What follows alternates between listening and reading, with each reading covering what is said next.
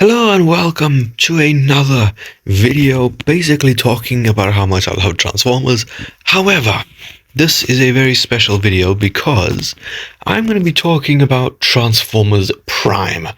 By far one of the the most recommended thing I've ever had in my life.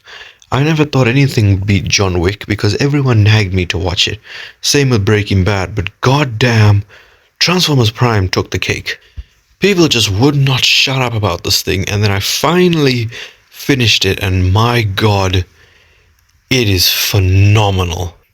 So, firstly, let's just talk about the story because this is the only piece of Transformers media to have a genuinely phenomenal story. And I'm glad they kind of acknowledge it. I think it's season 2 when Jack is like, the Autobots have been doing a lot of things without us. And yeah, because no one cares about you humans. Miko was annoying as hell. The rest were kind of okay, but we all agree that Agent Fowler is the best character in the show, right? Probably the best human character of all time, to be honest with you. And yeah, I mean, it really is crazy. And can we just talk about the theme? The Transformers Prime opening is one of the best bits of music in Transformers history. It is the only thing, in my opinion, to come close to Steve Jablonsky's arrival to Earth. But let's just talk about the Autobots, because of course, I have a lot to say about the Decepticons. Optimus in this show is perfect. Now, I'm going to make this very clear. I really am just sick of Optimus being this like a grandfather to everyone else. Him not wanting to kill anyone because it's just been overdone in, not even just recent years, but just in movies in general of the good guy, being like, oh, I can't kill you, because then I'll end up like you. It's against my code and all that crap. That's why I liked Bayverse Prime, because he was logical, he just killed, because obviously the Decepticons in the Bayverse, they killed God knows how many people. And then when Prime kills them, the fans are like, oh, he's so brutal. Man, shut the fuck up. Everyone who died at Optimus Prime's hand in the Bayverse deserved it. And, when I think of Bayverse Prime, I think of the Punisher. And obviously that whole scene on the rooftop with Frank and Matt from Daredevil, where he was saying, if I just let them go and they end up in jail, they'll just eventually get out and hurt more people. So if I kill them, this won't happen anymore. Which I completely understand that logic, by the way. That scene, I know it's not related to Transformers Prime, that scene, in my opinion, is better than the Spider-Man and Green Goblin scene. I'm sorry, Willem Dafoe! But yeah, this Optimus, I think, was the perfect combination of, bloodthirsty, but also knowing how to keep his cool. I just loved Optimus Prime in this, in this show. And to be honest, I do think that this is the best iteration of the character, especially when he gets the Star Saber. Oh my god, he is like the most OP character. Ratchet was just hilarious, to be honest with you. He brought a smile to my face in every scene he was in. And yeah, I mean, he served his purpose, just being hilarious and of course being a tech guy. Bulkhead I thought was a great addition. Now I can kind of understand why people wanted Hound to be Bulkhead in Transformers Age of Extinction. Bulkhead is just such a cool character. He is so nice, he's just so lovely. Also, that episode with the Scraplets, Bulkhead screaming when the lights went off is the funniest moment in the show, definitely. RC. Not only is this, in my opinion, the best RC design, but also in terms of her character, oh my god. Fuck. Now I understand why people love her so much. And if I continue to elaborate on that, then this video will become age restricted. Smokescreen was a fantastic Autobot. I loved him so much. And it was nice to have like a younger Autobot on the team because usually it's Bumblebee who's always like the young one there. But no, it was cool to have someone different. And speaking of Bumblebee, I really loved how they handled the voice box in this show. Because I think I speak for almost everyone that the whole Bumblebee not having a voice thing, it's gotten ridiculous now. We're 7 movies into the live action things, to the live action movies, and Bumblebee still does not have his voice back. This is ridiculous. It's the second movie in this timeline, and we haven't gotten his voice back. This show, I think, handled it perfectly.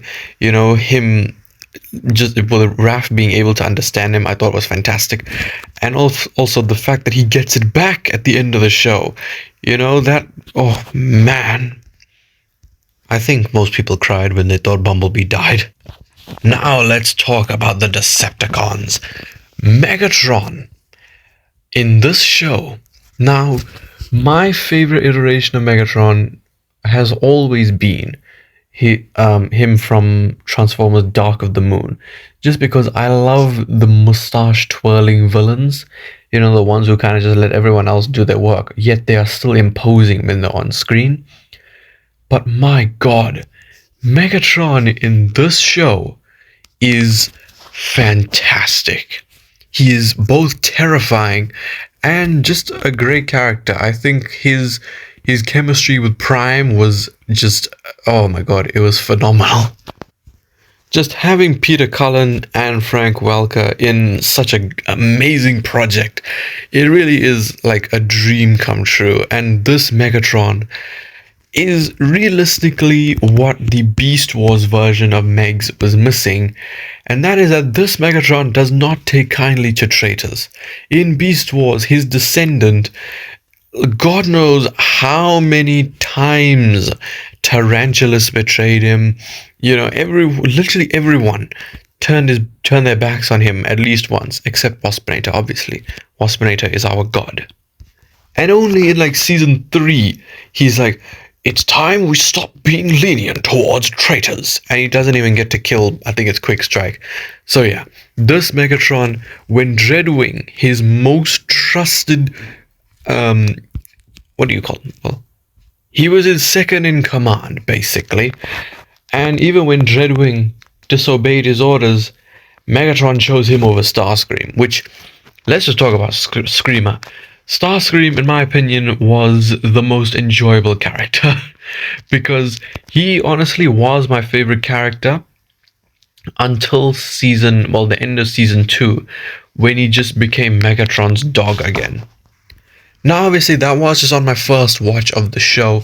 Since rewatching it, of course, I understand why Starscream ended up going back to Megatron, because of course he was out of resources. And he had the Omega keys, so, it was fair play, honestly. Starscream, I thought, throughout the show was just a fantastic character. I loved having him not be on either side for most of it. And, it was just so much fun when he was on screen. But obviously, you can't talk about Starscream without talking about Knockout. Knockout, I thought, was just the most stylish Decepticon. And him and Starscream together, I could watch them for hours. They are the stupidest duo in the show, and they are just so much fun to watch. But let's talk about the two elephants in the room here. And those are two Decepticons who really stole every scene they were in. First of all, let's talk about Shockwave. Shockwave took a very long time to show up in this show, and he only became useful towards the end of season 2. But to be honest, that moment when he came through the portal, oh my god, my mind was blown. I love this Shockwave design, and I love his character. He's just so emotionless. Just, your response is logical. and then he'll just put his cannon away. He was just so ruthless and brutal. I loved the Shockwave. And it's because he was in the show so little that he stole every scene he was in, I guess. But come on. If you did not love this next character, there's something wrong with you. And that is, of course, the Slender Man himself, Soundwave. Soundwave in this show, I had heard so much about. People praised him, and there was no tomorrow. But I just didn't understand it. I was like, he is just so annoying. He just doesn't talk. And obviously, I stood by that statement until the episode finally came, when he woke up and said, Soundwave superior, Autobots inferior. And then he just shuts down. That is the moment that changed my opinion on Soundwave forever. Because now I realized that he doesn't not talk. He can speak. He just chooses not to. Not even to Megatron, his most trusted leader. Soundwave loves Megatron, but even he did not even speak to him. And Soundwave honestly was terrifying, and to be honest with you, by far the most OP character in the show. He can just open portals to anywhere. I don't know how I say portals, space bridges. He can just open space bridges to literally anywhere. And honestly, I mean, he was only in maybe 4 or 5 fights, but Soundwave won pretty much every fight he was in. He only lost once, and that was the time he got captured. Oh my, what a ruthless Decepticon. Dreadwing as well, I thought was a really good character, and honestly something that elevated him for me. Not only was his code of honor, kind of like Dinobot from Beast Wars, but it's also that he's voiced by Tony Todd, the freaking Candyman. As for the movie Predacons Rising, I'm gonna be honest with you, Unicron was probably the weakest part of this show. I